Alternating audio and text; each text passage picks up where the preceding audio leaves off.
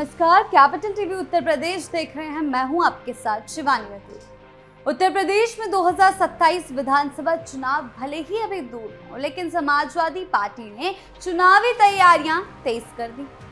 लोकसभा चुनाव 2024 में अपनाए गए संगठनात्मक और चुनावी मॉडल को आधार बनाकर पार्टी अब विधानसभा चुनाव के लिए उम्मीदवारों की तलाश में जुट गई है।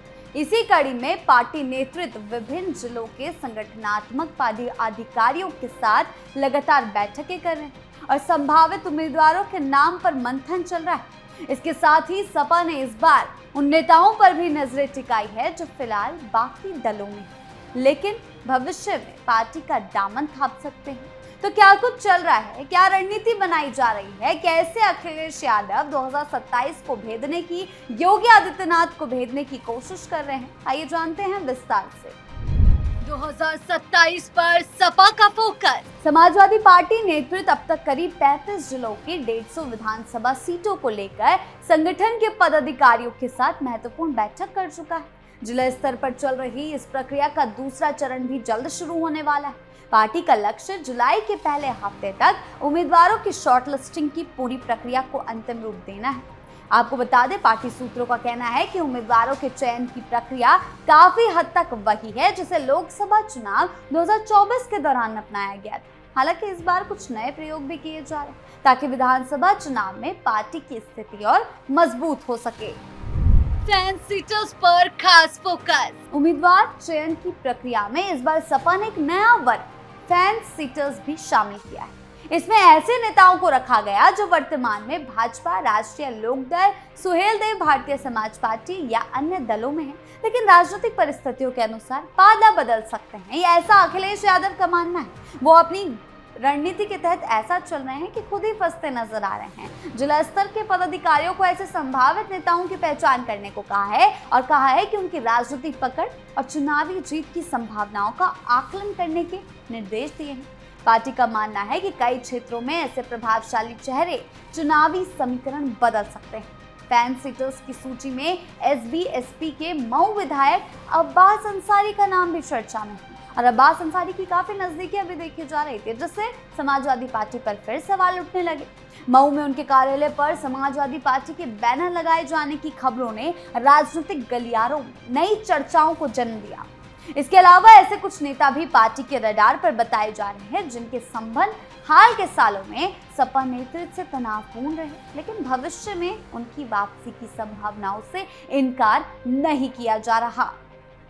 हालांकि पार्टी के पदाधिकारी इस सवाल पर चुप्पी साधे हुए हैं कि कांग्रेस की पारंपरिक सीटों या संभावित गठबंधन वाले क्षेत्रों में उम्मीदवार चयन को लेकर क्या रणनीति अपनाई जाएगी। मजबूत और कमजोर दोनों सीटों पर हो रहा मंथन।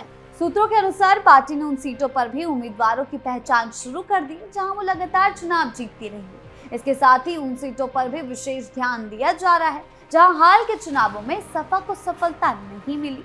करीब 24 जिलों में संगठनात्मक पदाधिकारियों की विशेष जिम्मेदारियां दी गई ताकि स्थानीय स्तर पर राजनीतिक समीकरणों, जातीय संरचना, जनाधार और संभावित उम्मीदवारों की स्वीकार्यता का विस्तृत आकलन किया जा सके। पार्टी नेतृत्व इस बार टिकट वितरण में स्थानीय फीडबैक को विशेष महत्व देने के मूड में दिखाई दे रहा है। कानपुर से इस्तीफा, बांदा में विवाद। वहीं कानपुर नगर ग्रामीण के सपा जिला अध्यक्ष मुनिंद्र शुक्ला ने पुष्टि की कि उन्होंने बिठूर विधानसभा सीट से टिकट की दावेदारी के चलते अपने पद से इस्तीफा दे दिया। बिठूर सीट पर सपा 2012 से जीत दर्ज करती रही है, इसीलिए इसे पार्टी की महत्वपूर्ण सीटों में गिना जाता है। वहीं बांदा जिला अध्यक्ष मधुसूदन कुशवाहा के इस्तीफे की खबरें भी सामने आई, लेकिन उन्होंने इसे सिरे से खारिज कर दिया। उनका कहना है कि कुछ लोगों ने फर्जी लेटरहेड का इस्तेमाल कर उनका नकली इस्तीफा जारी कर दिया। इस मामले में उन्होंने पुलिस में शिकायत भी दर्ज कराई। आपको बता दें, समाजवादी पार्टी इन रणनीतियों के तहत चल तो रही है, लेकिन लगता नहीं है ज्यादा दिन तक काम कर पाई। सपा की मौजूदा कवायद ये संकेत देती है कि पार्टी 2027 विधानसभा चुनाव को लेकर एक्टिव तो जरूर है, लेकिन अपनी रणनीति को वही पिछड़ी रणनीति, यानी कि बात करें MY समीकरण को साधने की, तो Y भी छिटकता जा रहा है और मुस्लिम समुदाय भी ये समझ रहा है कि उन्हें सिर्फ वोट बैंक के लिए इस्तेमाल किया जा रहा है। पुनर्गठन की बात की जा रही है, दल बदलुओं पर नजर रखने की बात की जा रही, स्थानीय समीकरणों के आकलन की बात की जा रही। इन सभी पहलुओं पर समांतर रूप से काम किया जा रहा है। आने वाले महीनों में उम्मीदवारों की शॉर्टलिस्टिंग पूरी होने के बाद पार्टी की चुनावी रणनीति और भी ज्यादा साफ होने की संभावना है। बंगाल रिजल्ट से अखिलेश डरे। पश्चिम बंगाल में ममता बनर्जी का हाल देखने के बाद अखिलेश यादव को ज्यादा ही घबरा गए हैं। समाजवादी पार्टी अध्यक्ष अखिलेश यादव को भी यही डर लग रहा है कि यूपी में एक बार से उनका भी यही हाल ना हो जाए। भले ही आईपैक से कन्नी काट ली हो उन्होंने, लेकिन 27 के विधानसभा चुनावों को उन्होंने काफी प्रोफेशनल तरीके से लड़ने की तैयारी की कोशिश में दिख रहे हैं और इसीलिए सपा ने सभी 403 सीटों पर संभावित उम्मीदवारों की तलाश के लिए बहुत व्यापक अभियान शुरू किया है, जिसमें पेशेवर लोगों का भरपूर सहयोग लिया जा रहा है। पूरी प्रक्रिया पर अखिलेश यादव खुद ही नजर रख रहे हैं।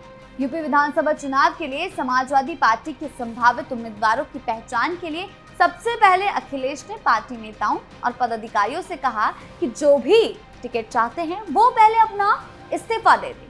कई नेताओं ने इस निर्देश का पालन कर भी दिया, लेकिन कुछ इससे नाराज दिख रहे हैं और कहा जा रहा है कि कुछ जल्द कर भी देंगे।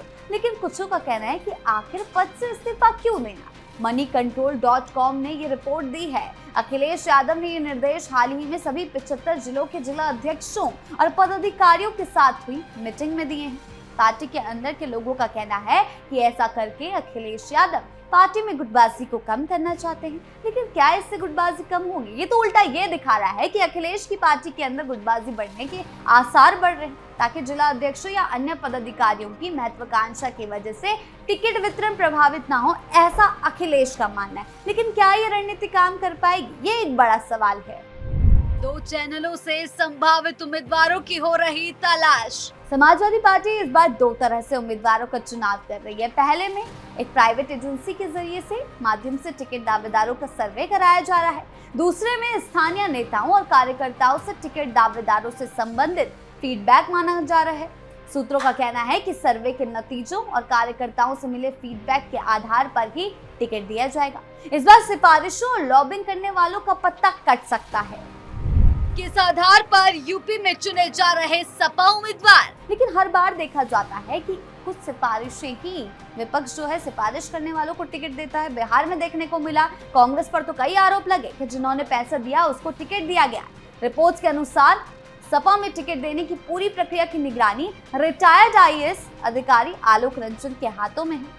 सूत्रों का कहना है कि इसके लिए लखनऊ के गोमती नगर में एक खास दफ्तर बनाया गया और इस ऑफिस में लखनऊ की एक यूनिवर्सिटी के अर्थशास्त्र विभाग के एक प्रोफेसर, रिसर्च स्कॉलर और सपोर्ट स्टाफ को विधानसभा वार मूल्यांकन के काम में लगाया गया। यहाँ ने कि अखिलेश यादव की रणनीति के बारे में हम आपको बता रहे हैं कि वो किस रणनीति के तहत 27 चुनाव में उतरने की कोशिशों में है। इस टीम ने एक रिपोर्ट तैयार की जिसमें कई तरह से संभावित उम्मीदवारों के नाम का मूल्यांकन किया गया। मसलन जीत की संभावना, स्थानीय जातिगत समीकरण में फिट बैठना, जनता के बीच लोकप्रियता, उनकी छवि, क्रिमिनल रिकॉर्ड, पड़ोस के विधानसभा क्षेत्रों तक उनका प्रभाव को शामिल किया गया। इस रिपोर्ट को पार्टी की कोर कमेटी को सौंपा जाएगा जो उम्मीदवारों के नाम पर फाइनल मोहर लगाएगी। ये तो बात रही कि अखिलेश उम्मीदवारों के चयन की प्रक्रिया को किस तरह से पूर्ण करना चाहते हैं। अखिलेश यादव को कांग्रेस से गठबंधन पर भी मिले सुझाव। कांग्रेस गठबंधन पर भी मंथन, सीट शेयरिंग को लेकर सुझाव। रिपोर्ट में सूत्रों के हवाले से बताया गया कि सपा की सर्वे टीम ने कांग्रेस के साथ संभावित गठबंधन को लेकर भी अपने सुझाव दिए।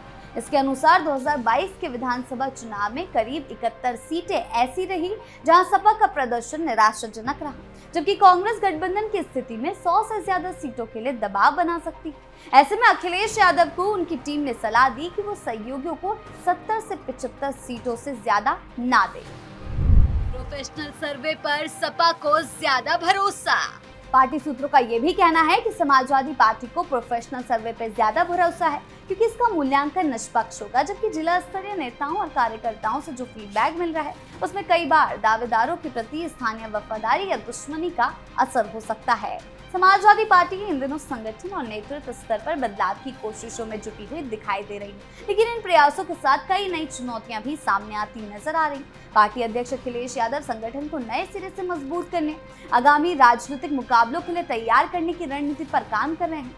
वहीं उनके कुछ फैसलों को लेकर पार्टी के अंदर अलग अलग राय भी है, नाराजगी भी देखने को मिल रही है। पार्टी से लोग जा भी रहे हैं। पहले से मौजूद खींचतान गुटबाजी की चर्चाओं के बीच हर नया फैसला कई सवाल खड़े कर देता है। राजनीतिक गलियारों में ये भी चर्चा है कि जिन कदमों के जरिए अखिलेश पार्टी में बदलाव लाना चाहते हैं, वही कदम कई बार उनके लिए अलग तरीके की परिस्थितियां पैदा कर देते हैं। ऐसे में एक तरफ उन्हें संगठन में संतुलन बनाना है, तो दूसरी तरफ नाराज नेताओं कार्यकर्ताओं को साथ लेकर चलने की जिम्मेदारी भी है। तो क्या ऐसे समय में वो बीजेपी को मुकाबला दे पाएंगे, ये कहना काफी मुश्किल है। और यही वजह है कि बदलाव की इस कवायद के बीच अखिलेश यादव खुद ही राजनीतिक दबावों के बीच घिरे हुए नजर आ रहे हैं।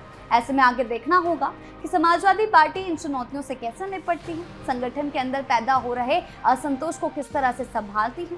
राजनीतिक जानकारों की माने तो अगर पार्टी समय रहते अपनी रणनीति, अपने ढांचे, नेतृत्व से जुड़े मुद्दों पर बदलाव नहीं करती, तो इसका असर 2027 के विधानसभा चुनाव में देखने को मिलेगा।